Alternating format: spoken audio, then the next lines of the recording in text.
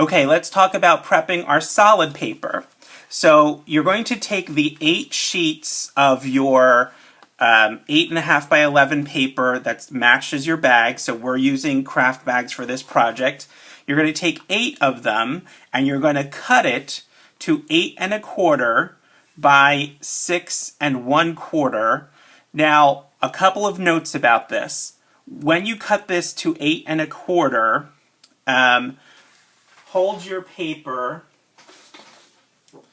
make your first cut here, right? So it's going the long way. So you're going to take off just a 1/4 inch off of the 8.5 by 11 sheet of paper, and that's your 8 1/4 measurement. Then turn it and cut it at the 6 1/4 mark. So it's going to leave a nice chunk of the solid paper that's left over, and you're not going to throw that away. You're going to keep it. We're going to use it in a different portion. Now, one other note, you'll see here where it says 6 1/4 and I put a little minus sign there. When you cut this to 6 1/4 on your paper cutter, put the paper on the inside of the line so it is slightly less than the 1/4 mark, okay? This will help a little bit in making sure the book goes together, and this is probably the most complicated cut right here. Just make sure you put it on the 6 1/4 line and then move it slightly over so that you're on the inside of that line when you cut these. When you have the 8 1/4 by 6 1/4 sheets of solid paper, you're going to score it at 6 1/4. So all 8 of those will be scored at 6 1/4. Now the other 3 8.5 by 11 pieces of paper, again, should be in a kind of coordinating color. I chose just to keep mine sort of in brown. These will be the sort of slide-in pieces that will slide into our pockets. And you're going to cut these to 6 1/2 by 5 1/2.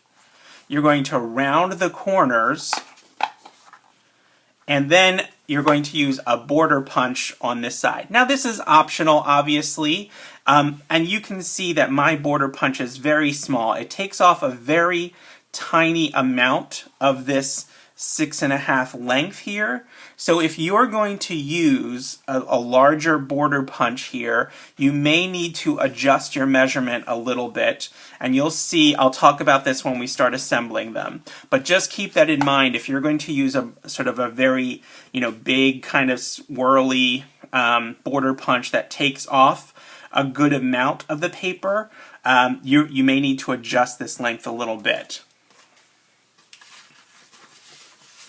Now, going back to those scraps that we had, when you cut off at that 6 1/4 mark, it's going to leave you with a piece of paper that is just slightly bigger than 4 3/4, like a hair bigger.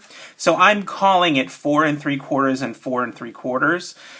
So you shouldn't have to cut it the one way. You can probably just leave it alone and then cut them to 4 3/4. And here we are going to round the corners on one side and again cut angle pieces on the other ones.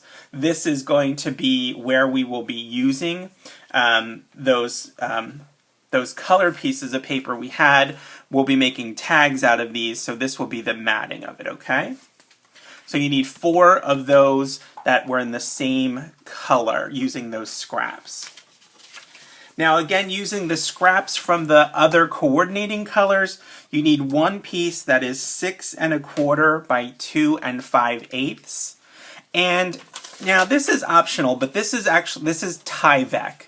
And Tyvek you can get from, in the United States, you can get it from the post office for free. Actually, if you go into the post office, they usually have these priority mailing envelopes, and this is made out of Tyvek, and it's super, super tough. You really can't tear it. I mean, you can if you really try, but it's really, really tough. And we're going to use this for the binder of our book. So the solid piece is 6¼ by 2 5/8.